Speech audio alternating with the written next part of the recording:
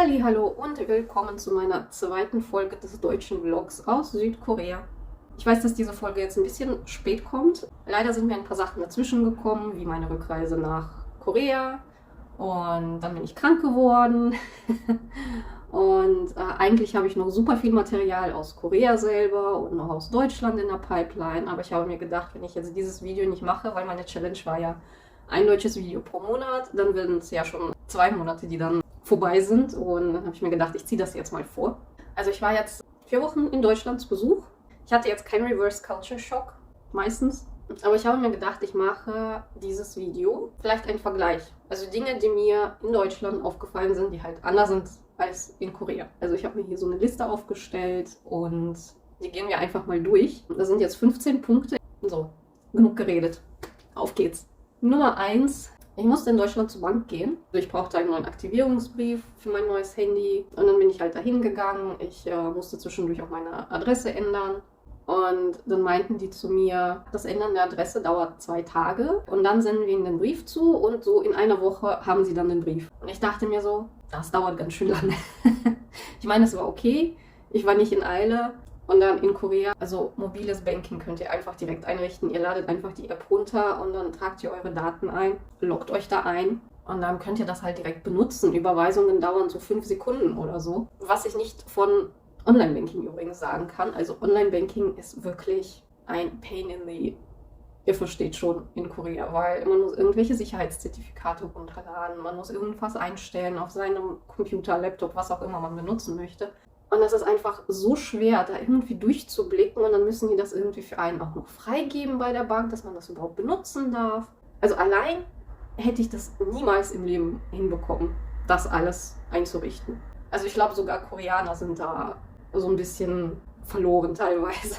Nummer 2 kann ich natürlich nicht erwähnen, und zwar sind das die Züge. Ja, die Deutsche Bahn, wie man sie kennt und liebt, hat ständig Verspätungen. Auf dem Weg zurück wurde mein Zug erstmal ausgetauscht. Also es kam nicht irgendwie der Zug Nummer 952 an oder so, sondern der 2929. Was mir als Fahrgast persönlich total egal ist, was für eine Nummer der Zug hat. Ich möchte einfach nur, dass er pünktlich kommt. War halt nervig, weil es wurde nicht mal eine Verspätung angesagt. Es ist ja okay, dass der Zug ausgewechselt wird, aber es hat nicht mal gesagt, okay, der kommt jetzt 5 oder 10 Minuten später oder 15 Minuten später. Und dann stehen wir da alle und warten und es wird halt einfach nichts angesagt und nach 15 Minuten kommt auf einmal die Ansage, auf dem und dem Gleis steht der und der Zug bereit und da ist einfach kein Zug. Da ist ein leerer Gleis. Ich musste schon fast lachen, ob der Zug irgendwie unsichtbar ist oder sowas.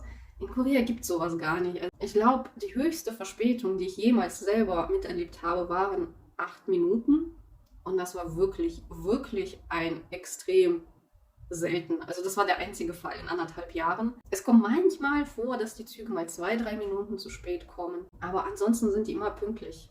Also immer. Nummer 3 ist das Verhalten von Leuten in der Öffentlichkeit. Da war ich so ein bisschen genervt in Deutschland. Es ist schön, dass die Leute miteinander reden, aber manchmal reden die echt laut. Die nehmen keine Rücksicht auf die anderen. Es wird Musik angeschaltet in Zügen, in Bussen, dass der ganze Bus oder Zug irgendwie, der ganze Waggon mithören kann. Ich war schon früher immer genervt davon und nach Korea war ich besonders genervt davon, weil in Korea ist das irgendwie gang und gäbe, dass man in der Öffentlichkeit und vor allem in öffentlichen Verkehrsmitteln nicht laut miteinander redet. Es gibt zwar manchmal so Ajushis, also ältere Männer, die auch mal gern in ihr Handy laut reden, auch mal in der U-Bahn oder so. Meistens ist das relativ kurz, für 1-2 Minuten, aber kommt sehr selten vor. Was ich aber auch auf der anderen Seite gemerkt habe, wo ich mich ein bisschen komisch gefühlt habe, ist, in Korea starren viele Leute auf ihr Handy, also so auf Bushaltestellen, U-Bahn-Haltestellen, in den Bussen, in den U-Bahnen. Da ist man dann auch irgendwie ein Teil davon. Und dann war ich in Deutschland und mir ist aufgefallen, die Deutschen machen das gar nicht so viel. Also das war so ein bisschen eine Situation, wo ich mich so ein bisschen komisch gefühlt habe, wo ich dachte so, gucke ich zu exzessiv auf mein Handy drauf. Nummer 4 ist definitiv das Wetter oder das Klima im Allgemeinen. Ich war jetzt im September in Deutschland. Es war teilweise schönes Wetter, ja sonnig und teilweise warm. Also es waren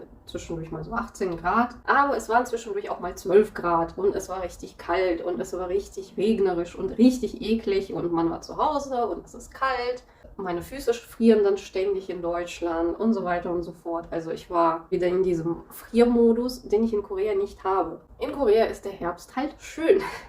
Das war jetzt ein bisschen krass, weil im Sommer ist halt die Luft hier sehr feucht. Herbst und Winter ist halt sehr trocken und das hat sich jetzt wirklich in den letzten paar Tagen so extrem geändert. Also als ich gerade erst vor ein paar Tagen hier angekommen bin, war es noch okay. Aber jetzt merke ich, dass die Luft extrem trocken ist. Also mein Hals trocknet richtig aus. Ja, es ist kühl hier, aber es geht halt nicht so, wisst ihr, was ich meine? Also durch die Kleidung unter die Haut, diese Kälte. Also sowas verspüre ich hier nicht. Ja, der September, soweit ich das mitbekommen habe, dann waren halt Anfang September immer noch 30 Grad hier oder 26 oder so, während es in Deutschland einfach mal 12 Grad waren.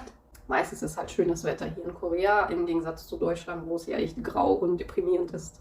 Nummer 5 sind günstige Früchte und Gemüse in Deutschland und super teuer in Korea. Also mir wurde zwar gesagt, dass die Lebensmittelpreise in Deutschland gestiegen sind, aber als ich dann da war, habe ich mir gedacht, so, es ist immer noch nie so teuer wie in Korea. Also in Korea kosten ja Früchte, teilweise zahlt man echt für so kleinere Portionen seine 6, 7, 8 Euro oder so.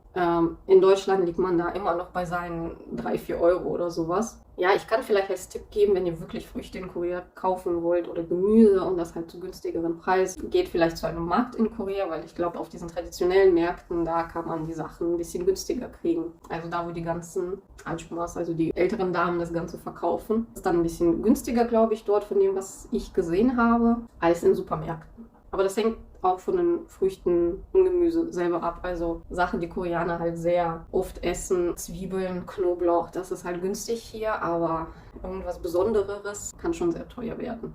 Nummer 6 ist das Tragen der Maske. Also in Korea haben wir, ich glaube, bis Frühling tatsächlich die ganze Zeit Maske getragen. Drinnen, draußen, es war überall Maskenpflicht. Seit dem Frühling dürfen wir halt die Masken draußen ausziehen, aber immer noch nicht drinnen. Also drinnen gilt immer noch Maskenpflicht überall. Und dann, als ich nach Deutschland gekommen bin, galt das halt nur in öffentlichen Verkehrsmitteln mit der Maske, was ein bisschen komisch war. Weil ich schon so dran gewöhnt war in Korea, dass ich quasi meine Klamotten anziehe und dann erstmal eine Maske anziehe und dann rausgehe. Und das habe ich die ersten Tage in Deutschland halt auch gemacht. Dann bin ich halt immer alles angezogen, Maske auf, rausgegangen. Kein Mensch in der Maske da, also die ganzen Nachbarn und sowas ohne Maske. Ich sag nicht, dass mich irgendjemand komisch angeguckt hat, also wäre mir jetzt auch egal gewesen.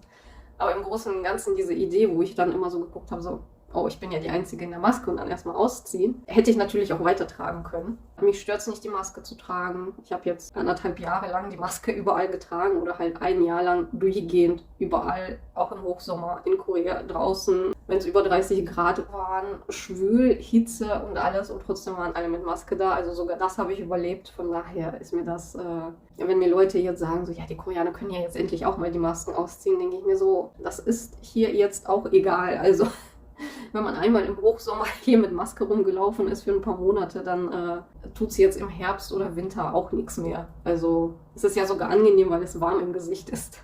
Nummer 7, die Restaurantkultur. Finde ich sehr unterschiedlich. Kann ich an einem Beispiel erklären. Ich habe mich in Deutschland mit ein paar Freunden getroffen, natürlich auch. Mit einigen sind wir in ein Restaurant gegangen. Und das war eigentlich, die nennen sich selber als ein Café.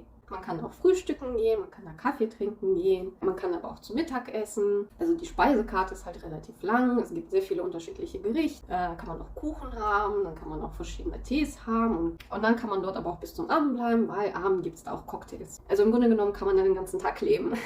Und wir saßen da, glaube ich, 4, 5 Stunden in diesem Café-Restaurant. In deutschen Restaurants oder Cafés hat man halt meistens eine riesige Speisekarte und man kann da sehr viele Gerichte aussuchen. Und dann sitzt man da auch schon mal mehrere Stunden. In Korea ist das meistens ein bisschen anders. Und zwar spezialisieren sich hier meistens Restaurants auf bestimmte Speisen. Also es gibt zum Beispiel ein Barbecue-Restaurant oder es gibt dann ein Suppenrestaurant oder ein frittierte Hähnchenrestaurant. Während man in Deutschland sagt, okay, lass uns mal so in dieses Restaurant gehen, also man entscheidet sich eher für ein Restaurant erstmal und dann guckt man, was man dort isst. Würde ich sagen, in Korea entscheidet man sich eher erstmal dafür, was man essen möchte und dann entscheidet man sich dementsprechend, in welches Restaurant man geht. Ja, es gibt auch Restaurants, die halt mehrere verschiedene Gerichte anbieten. Aber meistens werden sie als nicht so gut eingestuft, weil das heißt, die konzentrieren sich nicht auf ein Gericht, sondern machen quasi zu viele Gerichte und dann höchstwahrscheinlich sind die alle nicht so dolle. Also das ist zumindest so die Meinung hier. Plus, man macht hier gern so ein bisschen Hopping, also so Springen durch unterschiedliche Läden.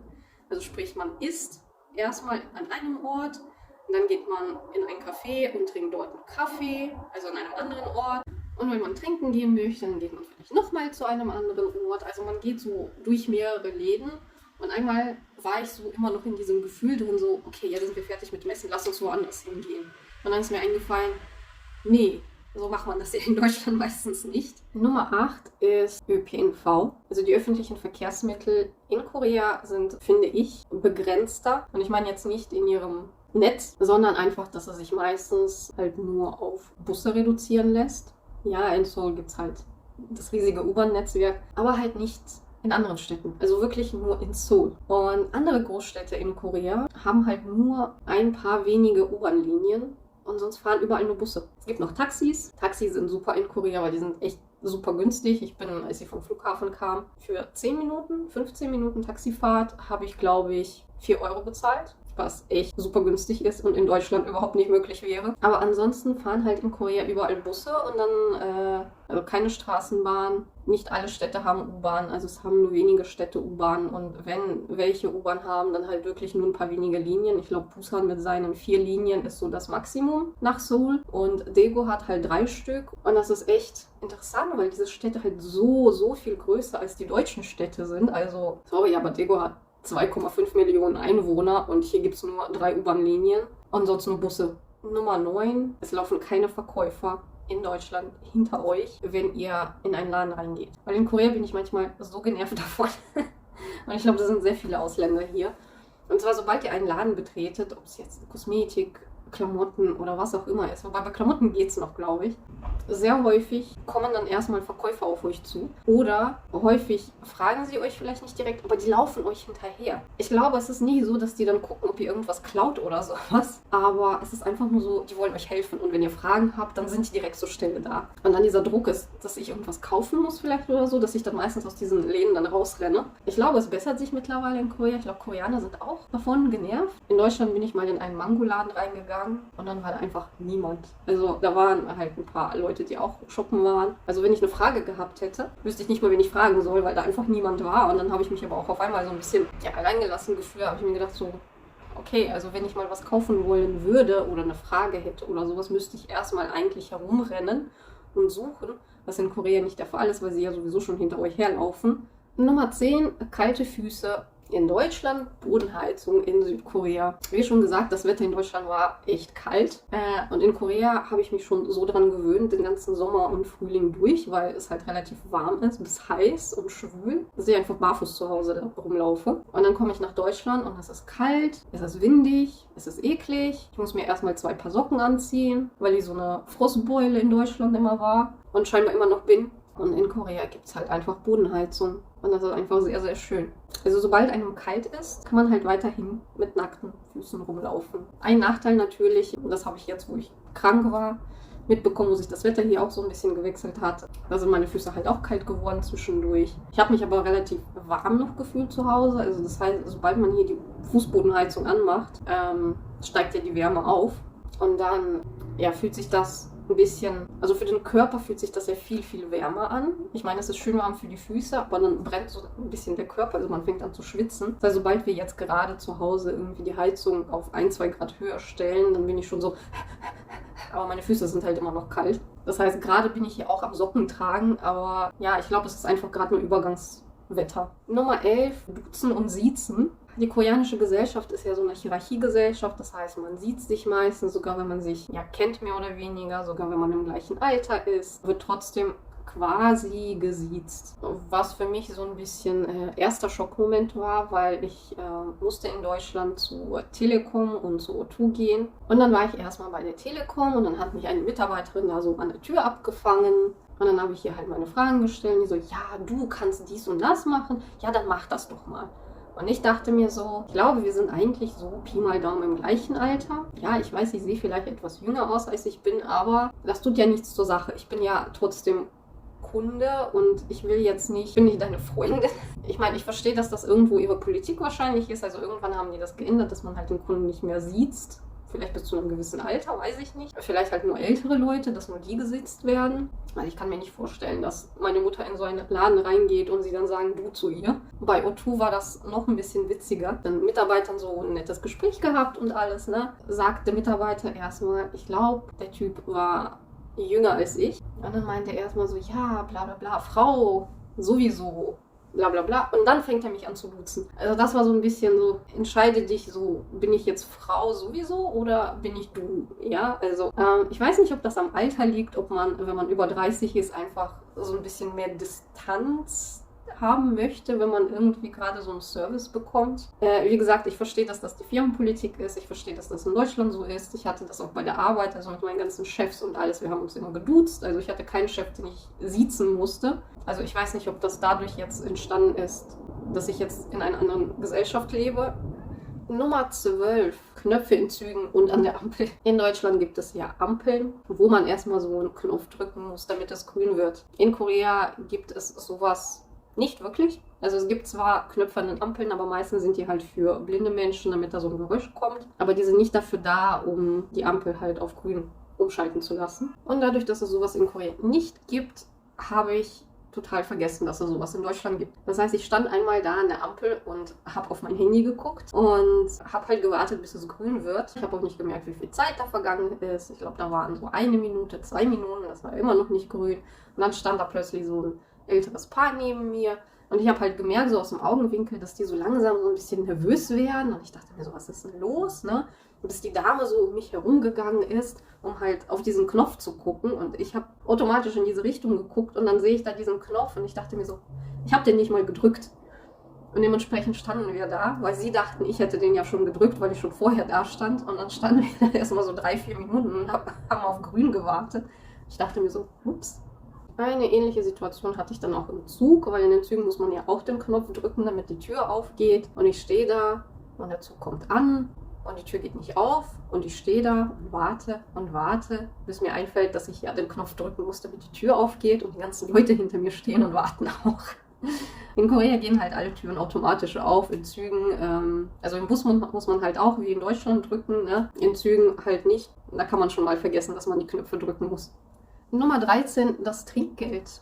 In Korea ist das nicht üblich, Trinkgeld zu geben. Ich habe auch schon mal von Fällen gehört, dass wenn man zum Beispiel Trinkgeld so auf dem Tisch liegen lässt und dann rausgeht, dass die Leute einem dann hinterherlaufen und sagen, sie haben ihr Geld vergessen. Also es gibt einfach keine Trinkgeldkultur in Korea. Und in Deutschland, dann mit meinen Freunden im Restaurant war und ich dann die Rechnung gesehen habe und ich dann halt meinen Teil bezahlen musste, dachte ich mir so, ich muss ja noch irgendwie Trinkgeld draufrechnen.